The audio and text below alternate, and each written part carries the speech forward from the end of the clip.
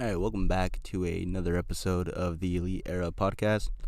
And today we're going to be recapping the March 20th episode of NXT, which was a very eventful show because it was the first taping since Tommaso Ciampa had been injured and has had to relinquish the NXT title because of his neck surgery that he's going to undergo.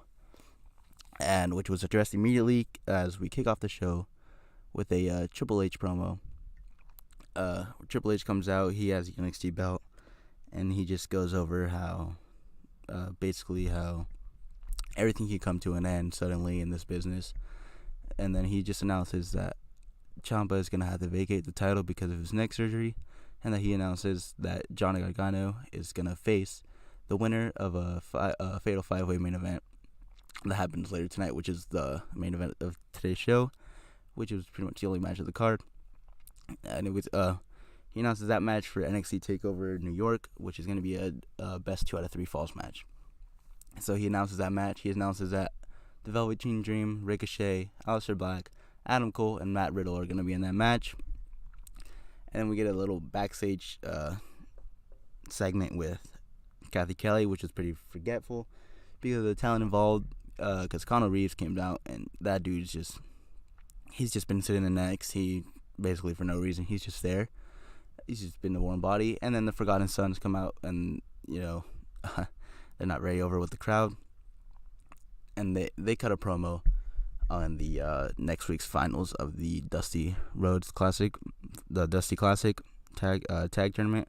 They're in the finals next week against Ricochet and Aleister Black, which of course has already been taped, but there would be no spoilers here in this episode, as they've taped everything up until Takeover weekend. So we already know the card and who faces who and who wins that, but like I said, I won't go over any of that in this episode. Yeah, so basically they just cut a promo on Black and Ricochet, and they just talk about how they're going to win the Dusty Classic and then go on to face War Machine at NXT Takeover New York. And then we get a little promo package from Tommaso Ciampa going over his surgery and the injury he's had, which very unfortunate for Ciampa right now. Ciampa's been injured. He's had another not similar injury in the area. This was a neck injury, but last time when he got a knee injury, he was out for a long time, and he was just getting started. He was just on a roll. He had just turned heel on Gargano and DIY, and just as he was going to start his major single push, he got injured, and now he's at the top of his single push. He's been the NXT champion for a long while now, and now he just gets injured, and he'd also just been called up to the main roster, which is unfortunate, which hopefully that doesn't hold him back, because Vince McMahon, he's known to dislike talent who is very easily injured, because he doesn't trust them in putting them in high positions, because he thinks they're gonna get injured again and just fail him, which is unfortunate, but you really can't argue with him. It is what it is. But anyways, so Ciampa has relinquished, so upsetting, but there's a silver lining to all this, because unfortunately the way Raw and SmackDown have handled the NXT call-ups, those 4 of Black, Ricochet, and DIY, they really haven't been made to see as stars. And hopefully when Ciampa does eventually get his second chance at a call-up on the main roster, it's going to be bigger, and it's going to have a story, and he's going to be able to do something more impactful. So anyways, and then we could go to another promo with Kairi and Io Shirai. They're being interviewed by one of the interviewees, and Bianca Belair comes in, and she just starts talking smack to those two, saying that they're undefeated phrase. And basically, it gave another little way to put a little bit of tension between Io and Kairi, who of course are the Sky Parrots. They're a tag team, but they will be competing at NXT Takeover in a Fatal 4-Way for the Women's Championship between Io Shirai, Kairi Sane, Bianca Belair, and of course the champion Shayna Baszler, which will probably be an awesome match, fantastic match. No idea who goes over there. Baszler, she's been on such a dominant role, and she could easily just retain it there. She's beaten every woman here but Io. Or she could lose the title. She could drop the title there to probably most likely Io Shirai. or maybe Bianca. You could drop the title there and then just get called up on the Raw or SmackDown after Mania. But anyways, after the short little promos, we get into the Fatal 5-Way match, which is the only match on the card. And it took up most of the NXT time. It was around 20 minutes, I think a little bit over 20 minutes with all the entrances and stuff included, basically. So it's it was your standard multi-man match, but of course NXT, and especially with the talent involved in this match, it was fantastic. And they went through all that.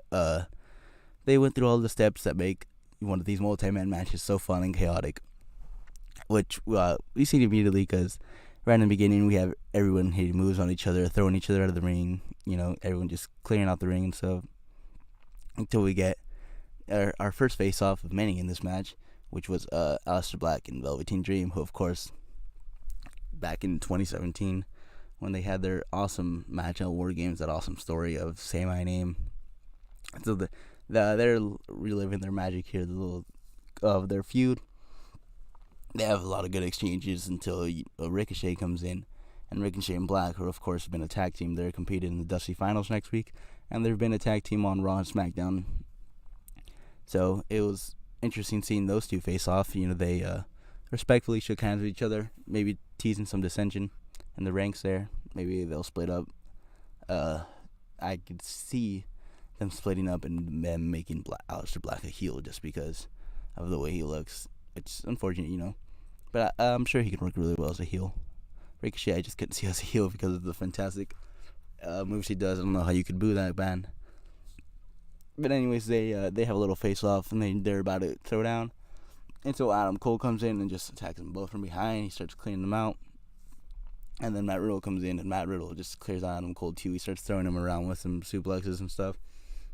And Matt Riddle, who just like Brock Lesnar, gets pink and red immediately. You can see it not even 5 minutes into the match, and he's already pink, just like Brock. And I make that comparison to Brock because Matt Riddle, like Brock is now, I think Matt Riddle is going to be Universal Champion. Matt Riddle is going to be at the top of the mountain in WWE one day. He is going to be the future. There's just so much going for him that I don't see. Well, Vince in the way maybe, but I just don't see a way how they can't make this man the biggest star in the company. He has a little too. He has the look. He has the wrestling ability. He has the promo. He's relatable. He's a really cool dude with his whole bro gimmick, the original bro. So Matt Riddle here had a awesome showing in this match. He was really cool. He looked really dominant. He's really well protected too because, as I mentioned on commentary a lot, Matt Riddle is undefeated. And of course, spoiler alert, this is going to be his first loss. But he was protected. He didn't take the pin or anything. And in this entire match, he looked really good. And so then we get a lot of sequences between the Velveteen Dream and Matt Riddle. Of course, NXT North American Champion Velveteen Dream. And then Matt Riddle, they've been setting up some things in the last few weeks. And in this match, too, they had a lot of things set up. Those two had a lot of interactions, potentially setting up a match maybe at TakeOver for the North American title.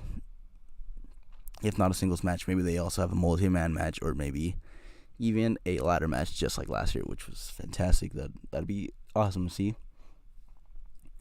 And so, in typical multi-man fashion, they have this sequence where everyone's just in the ring. Everyone's hitting big move after big move after big move, knocking everyone down. A new guy comes in, Ricochet at some point does some flips in there because that's what Ricochet does.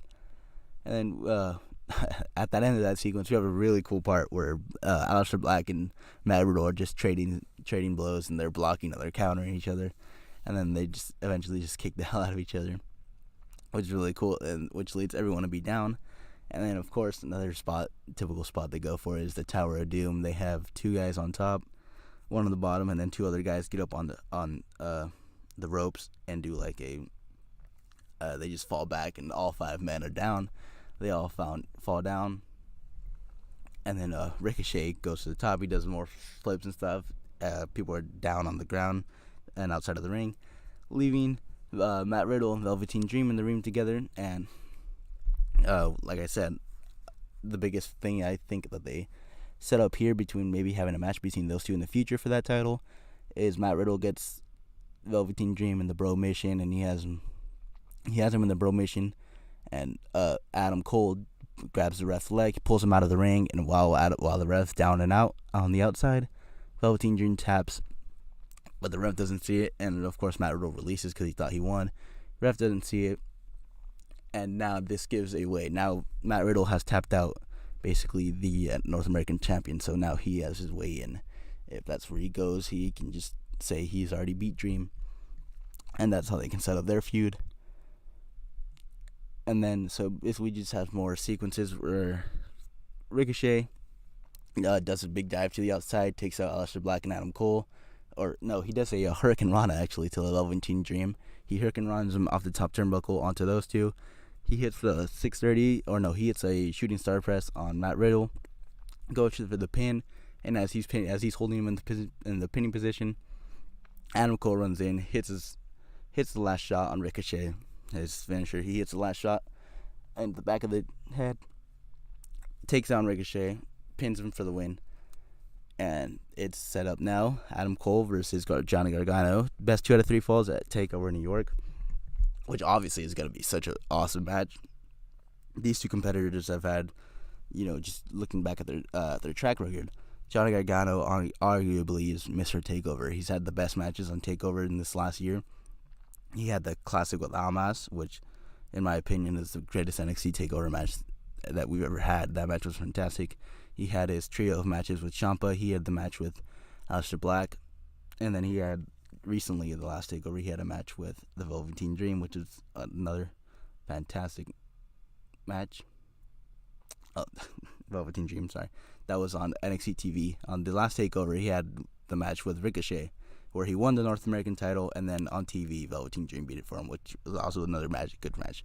And Adam Cole, of course, he's had fantastic matches. He won the North American title in that ladder match. He had the hardcore match, the Extreme Rules match with Aleister Black, which is awesome. And then he also had that North American match with Ricochet, which is also a fantastic match. So these two guys, they've proven that when it comes to takeovers, they bring all they got. And they always put on fantastic matches, and especially the stipulation, best 2 out of 3 falls. It's going to be a long match, probably going to be 34-minute match. It's going to be fantastic, and a lot of opportunities for some fun shenanigans there involving the Undisputed Era, and then Johnny Gargano. Who knows if he's going to be playing the face or heel role here, depending on the way his character has been going. So it's going to be an interesting match. See what the next few weeks of NXT are like. See how they set it up. And then this match, of course, was really well booked. I like the way they booked it. Ricochet took the pin here, which of course doesn't hurt Ricochet at all. That man's made. He's on the main roster now. It doesn't hurt him in the least. And like I said before, Matt Riddle came out really strong, and they came out with looking like they're going to set up a match between him and Black. So everyone came out of here looking pretty good. It was just a fantastic main event overall. Like I said, around a 20-minute match, just non-stop action because of the talent involved. You can expect anything less from these guys. But anyways, guys, that's going to be the recap video. I'm super excited for this TakeOver card. Adam Cole versus Johnny Gargano, best 2 out of 3 falls. I think that's going to be a fantastic match. I think that has the potential to be match of the year. It's such a shame that Ciampa and Gargano won't have their final match at the climax in their story. It sucks, but hopefully Adam Cole maybe picks up the title and they could do that whole thing where the Undisputed Era is draped in gold or something. Or maybe we could finally get Gargano winning the title, and then Ciampa comes back from injury and it takes him out or something again to continue their feud. But anyways, that's been the recap. I've been your host, Mystic. If you guys like this video, please leave a comment, like, share, and subscribe. And definitely leave a comment or something. I love interacting with people. Anyways, that's it, guys. See you later.